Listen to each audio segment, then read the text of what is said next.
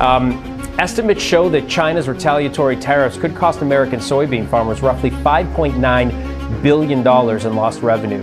How are you and other farmers reacting? The US has now completely lost the export of soybeans to China. In June 2025, the numbers aren't just bad, they're historic. China's 34% retaliatory tariff on all U.S. goods is still locked in, and the result has been catastrophic for American farms. Shipments of soybeans and pork to China have plunged by over 97%, cutting off what used to be the most valuable export lifeline for Midwestern growers. Soybean futures just dipped to $10.67 per bushel, an 8% drop in a single month. That's nearly half the price farmers were earning just 2 years ago. And the bleeding isn't theoretical. It's showing up in bank statements, loan defaults, and idle silos across the Corn Belt. In places like Iowa and Illinois, entire communities built around the China trade are now staring at full warehouses and empty order books. The same farmers who once relied on Beijing's hunger for soy are now being told to look elsewhere or shut down entirely. This isn't a slowdown, it's a rupture. And it may be the final straw for thousands of farms already running on thin margins. Because without China, and with no guaranteed stability from Mexico or Canada, there's no clear path forward. Just falling prices, rising debt, and a bitter new question hanging over every family in America's farm country. What happens when the market that built you walks away? The crash in soybean prices didn't just happen, it was triggered. In April 2025, Beijing struck back with a sweeping 34% blanket tariff on all U.S. goods, a direct retaliation for Washington's renewed tariff hikes on Chinese imports, some of which now soar as high as 125%. It wasn't just tit for tat, it was a message. China is done playing nice. What followed was an administrative chokehold. Key export licenses were quietly revoked, food inspections stalled, customs clearances dragged out for days. And underneath it all, one hard truth settled in. U.S. farm goods are no longer welcome in the world's biggest agricultural market. Soybeans, pork, dairy, once shipped by the millions of tons, have been reduced to diplomatic casualties.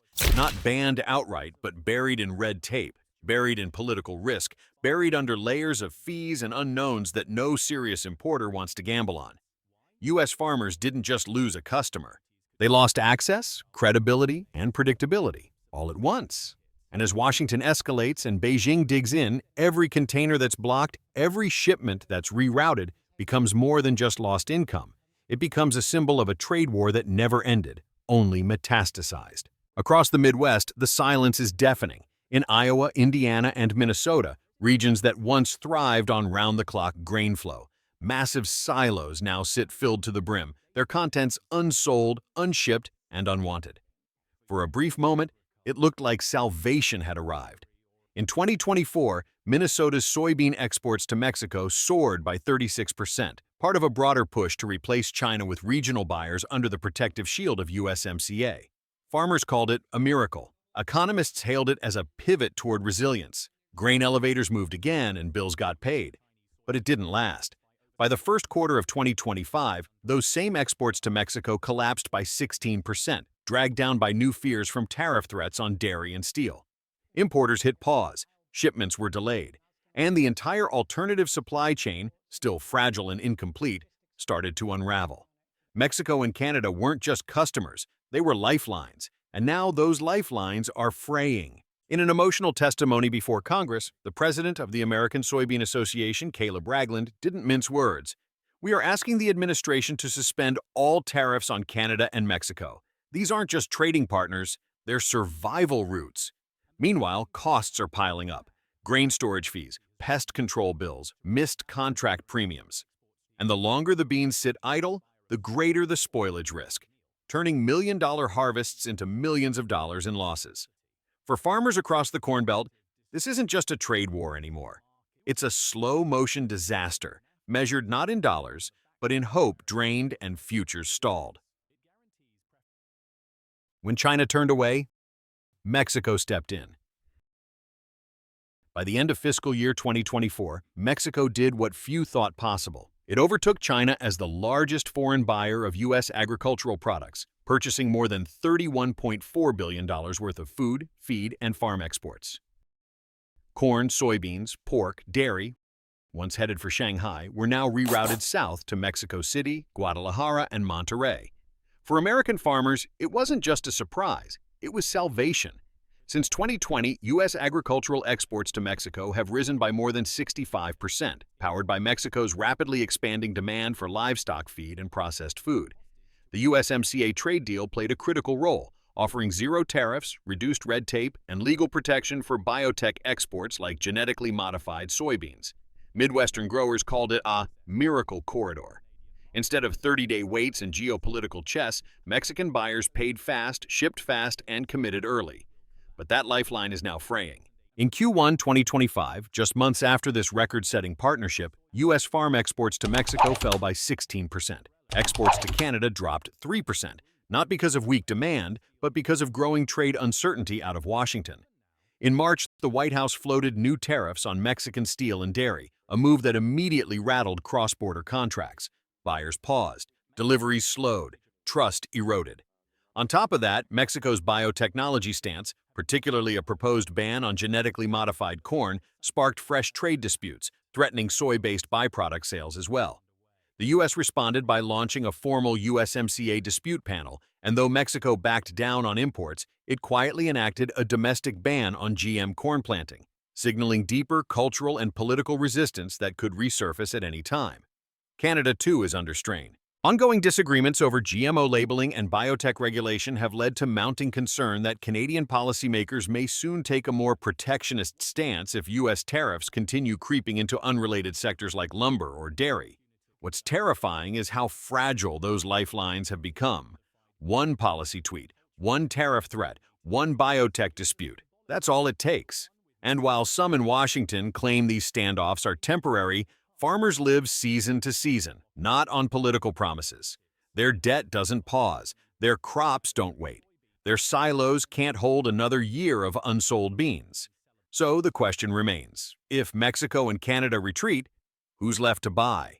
Because the world's largest soybean importer, China, is no longer picking up the phone. In the great reshuffling of global agriculture, two neighbors have emerged as steady hands, Mexico and Canada. Together, they now account for more than 16% of all U.S. agricultural exports, a share that's rising not because of size, but because of stability.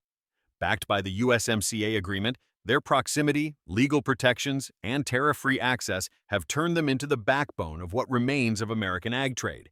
They buy consistently, they pay quickly, and most importantly, they don't play politics with every purchase. That alone makes them more valuable, in many ways, than China ever was. But here's the catch: scale still matters. And on that front, China still rules the game. Beijing imports more soybeans than any country on Earth, over 100 million metric tons per year.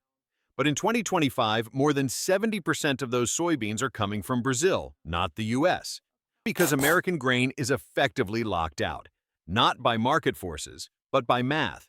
As of June 2025, American soybeans shipped into China face a combined tariff wall of up to 114%, made up of retaliatory duties, baseline tariffs, and technical surcharges. That's not a market, it's a message, a warning, a wall. And behind that wall, Brazil is cleaning up. Brazilian soybeans flow into Chinese ports tariff-free, with favorable bilateral terms and shipping lines optimized for volume. They're not necessarily better in quality, but they are cheaper, smoother, and, crucially, untangled from political friction. American farmers are paying the price. The futures market has already priced in the pain.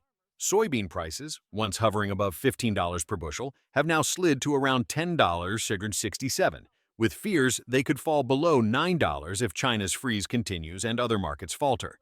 For context, prices at that level would trigger farm bankruptcies across the Midwest, as the cost of diesel, seed, and fertilizer remains sky-high. And while Mexico and Canada have offered temporary relief, they simply cannot replace the volume, velocity, and value of the Chinese market. That's the brutal reality. So yes, Mexico and Canada are the winners in trust, but China remains the winner in scale. And American farmers? They're caught between both, with neither guaranteed to last. Because when you lose your biggest buyer, and your best friends start hesitating, the question is no longer who wins or loses. It's how much time do you have left?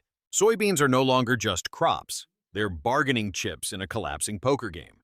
In a world fractured by tariffs, trust, and tech disputes, U.S. agriculture is losing its grip not just on markets, but on influence. For decades, food was America's soft power. The U.S. fed allies, stabilized regions, and brokered peace through grain shipments. When diplomacy stalled, cargo ships still sailed. But in 2025, the ships are docking elsewhere. Brazil has taken the stage, and not quietly. With one of the largest soybean harvests in history, Brazil is now China's top supplier, delivering without tariffs, without delay, and without diplomatic strings attached. Their ports are busy, their contracts are growing, and their credibility, once second tier, is now first in line. Meanwhile, U.S. exporters are watching their geopolitical edge wither. Even Japan and Europe, two long-standing ag trade partners, are reassessing their biopolicy frameworks, looking to diversify away from U.S. GMO reliance and position for smoother supply chains, untied to Washington's tariff mood swings. It's not just about who sells food, it's about who can be counted on to keep selling it. And right now, that's not the United States. The future of the U.S. farm economy now hinges on a cruel equation. Low prices plus high input costs plus political volatility equals survival mode. With soybean futures slipping into the mid-$9 range and fertilizer, seed, and diesel still inflated from pandemic and war disruptions, many farms are operating below break-even, and the cracks are already visible. In Q1 2025, exports to both Mexico and Canada fell, a direct result of tariff uncertainty. Even whispers of new duties on steel, dairy, or GM crops have sent buyers into pause mode, drying up contracts overnight. Biotech tensions are mounting. Mexico's proposed ban on genetically modified corn, even with temporary backtracking, signals a long-term rift over U.S. ag science dominance. If trust continues to erode, the effects could reach far beyond corn and soy. Because once buyers stop believing the U.S. can deliver, reliably and diplomatically, they stop buying. Mexico and Canada stepped in when the U.S. lost China. They became the fallback, the buffer, the last bridge. But now, even those bridges are shaking. From Ottawa to Mexico City, there's unease. Every policy threat from Washington, every tariff rumor, every biotech showdown adds cracks to a fragile corridor holding up what's left of U.S. ag exports. And America's farm towns know it. Jobs, loans, and generational wealth now hang on the assumption that neighbors stay friendly. But if those doors close, there may not be another one to knock on. So the final question is no longer just about prices or politics. It's this. Can U.S. trade policy pivot fast enough to save its farmers before its allies give up trying?